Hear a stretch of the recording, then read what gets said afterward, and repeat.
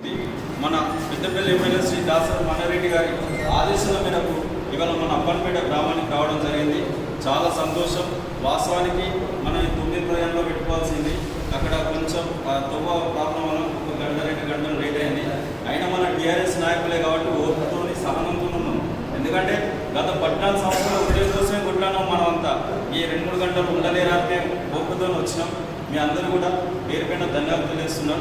ముఖ్యంగా ఏంటంటే ప్రతి గ్రామంలో ఒక ఎత్తుంటే మన అప్పన్నపేట ఏంటంటే ఇది మన పెద్దపల్లికి చాలా దగ్గర ఉన్నటువంటి గ్రామం. అంతేకాకుండా సుమారు ఒక 4,000 నుంచి 5,000 ఓటర్లు ఉన్నటువంటి గ్రామం. ఈ గ్రామమే పెద్దపల్లి మండలాన్ని శాసించే గ్రామం అని నేను అనుకోవడం కాదు, నిజం. కాబట్టి ఏంటంటే మన అప్పన్నపేట గ్రామంలో టీఆర్ఎస్ పార్టీ ఎంత బలంగా ఉంటే పెద్దపల్లి మండలంలో అంత బలంగా ఉందని నేను నమ్ముతున్నా.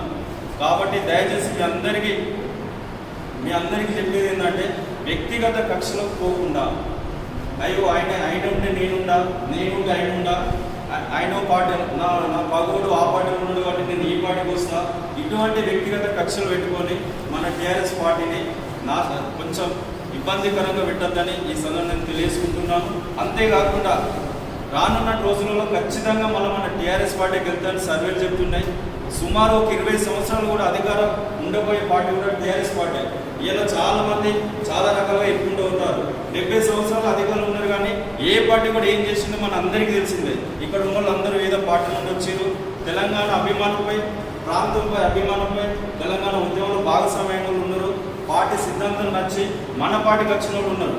దయచేసి మనం అందరం ఏంటంటే ఒక సమిష్టిగా ఒక కట్టుదిట్టంగా ఒక ఐకమత్యంతో మనందరం ఇంతమంది మనం అప్పన్పేట గ్రామంలో ఇంటికి 10 ఇళ్ళు, ఒక్కొక్కరు ఒక 10 ఇళ్ళు మనం పంచుకొని వాళ్ళకు రేషన్ కార్డు వస్తున్నాయా, మన పింఛన్ వస్తుందా, లేకుంటే కళ్యాణ లక్ష్యం వచ్చిందా, సీఎం రిలీఫ్ ఫండ్ వస్తుందా, ఇంకా రైతు బంధు ఉందా, రైతు బీమా, అంటే ఇన్ని రకాలైనటువంటి సంక్షేమ పథకాలు మన టీఆర్ఎస్ ప్రభుత్వం ఇస్తుంది.